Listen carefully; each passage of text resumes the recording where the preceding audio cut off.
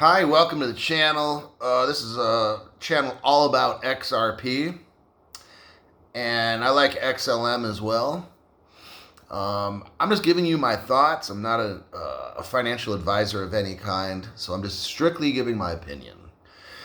That's what I'll be doing every single video I make, just my opinion.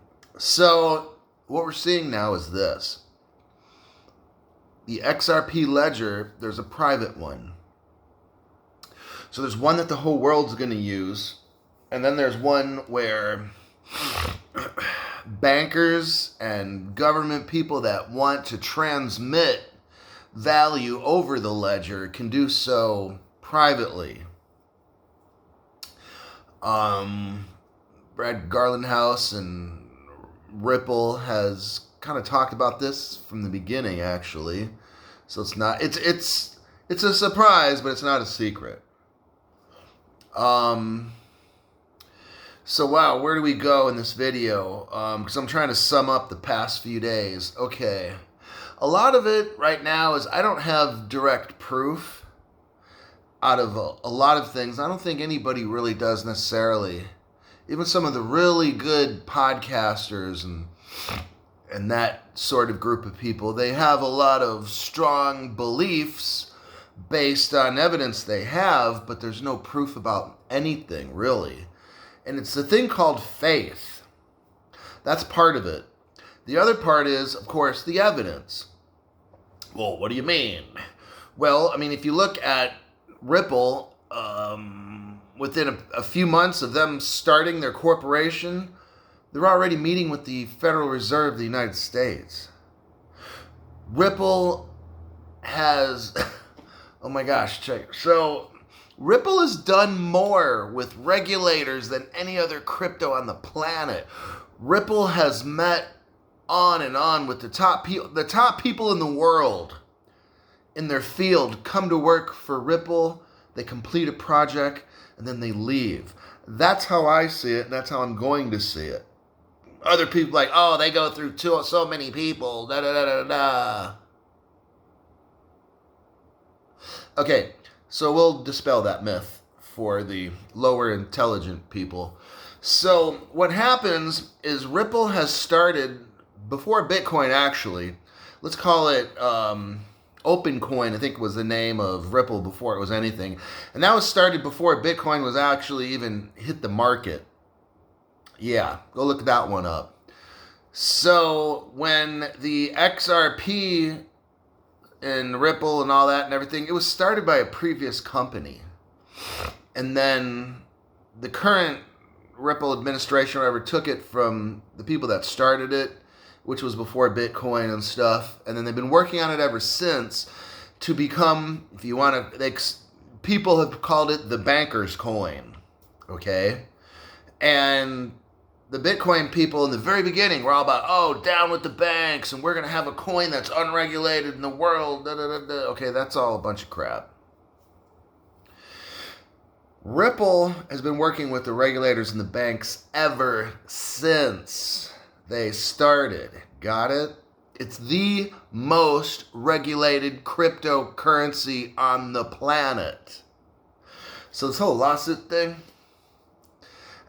it's hilarious. For people that truly know, it's hilarious. I'm not worried. Nothing at all. Ripple, I mean, how's Ripple, and I've seen the videos where Brad Garlandhouse is at a table in this big economic meeting with the top billionaires in the world, and he's there. No other crypto does that. I mean, Brad Garlandhouse, later last year, Ripple has a conference with like the Brazilian central bank. And then shortly thereafter, I'm not saying they're directly going to use Ripple technology, but then not too long after that, they're getting into blockchain and sending money. I mean, just all over the world.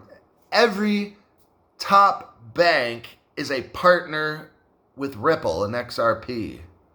Now they haven't, from what I believe, they're testing the XRP in their private little network, but they're not actually using it. I think the only one that might have used it was MoneyGram. But they shut down temporarily because they're considering some things. But it's like, your XRP and Ripple, it's just clear as day to people who have been studying it for so long. Like, I've been studying it for about a year. Then there's other people for 2, 3, 4 years. When you've seen all the evidence that I have with Ripple hiring ex-Federal Reserve people, with Ripple hiring ex-SEC directors and on. I mean, I can go on. The top, smartest business, computer, government, whatever. When you hear Christine Lagarde, the former International Monetary Fund president, talking about Ripple and how, I'm going to paraphrase, but how much the world's going to be using Ripple, you kind of know how it's going to end up. Ripple's going to be the world's currency. And I don't want to say exactly currency. It's like a carrier, and it can transfer stuff, and it can take one thing and it turn into something else in like 2 to 3 seconds.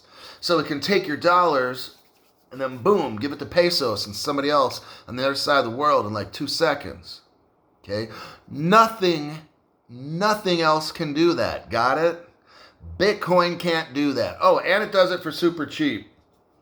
Like some kind of 0.00 whatever kind of cent thing or something, okay? Nothing can transfer value that fast from dollars, send it into pesos on the other side of the world in 2 seconds and cost you a fraction of a penny. Nothing can do that. And have zero mistakes in the past 8 years on the ledger. Ethereum's had hacks and mistakes. Bitcoin, I know, had at least one. But you know what? There's no competition. There's clearly no competition because XRP is designed to be a money transfer and a store of value. And it does everything for the banking world and the payment system. It does everything possible you can imagine. Bitcoin, like, it's old technology. Let's just be real with it. It's old technology. The white paper that came out on Bitcoin explaining what it does and how it can't do what they wanted it to do. Bitcoin cannot do what the white paper says that it does. Got it? So in that Satoshi Yamamoto poo-poo or whatever his name is, and he's not even he's a mythical person. And that's probably the Chinese or the Russian government, okay? So dummies out there, dummies who, oh, Bitcoin. They don't even know who made it, okay? It's a fake, and it can't even do what it was designed to do, for crying out loud. It's a crap coin, all right? XRP right now is being utilized by all the top banks and financial institutions, the governments. You will see in the end that this is true. And you can also just see every day, you got Bank of America and on and on. All these top companies, R3 and everybody's using the company Volante that's now with Fed payment. They use Ripple technology. I mean, if you don't understand this, you have there's something wrong in your head, okay? Because there's so much evidence for the past 8 years on Ripple making business deals with just all the top corporations in the world with banking and money transfer. It's pretty clear. Not to say also that Bitcoin is susceptible to a 51% hack, meaning it's not safe. It's easily hackable. You get 51% of the miners, boom, you take over. And that's easy to take over 51% of the miners because guess what? 80% of them are in China, right? Come on now, get real. Use your damn brain with the P in it. You know, a little tiny P? That's the Bitcoin maxis brains, okay? 51%. So the Chinese government only needs to get 51% of the miners, shut it down, boom, done. Bitcoin is done. Oh, but people are dumping billions into it. Well, because they're stupid.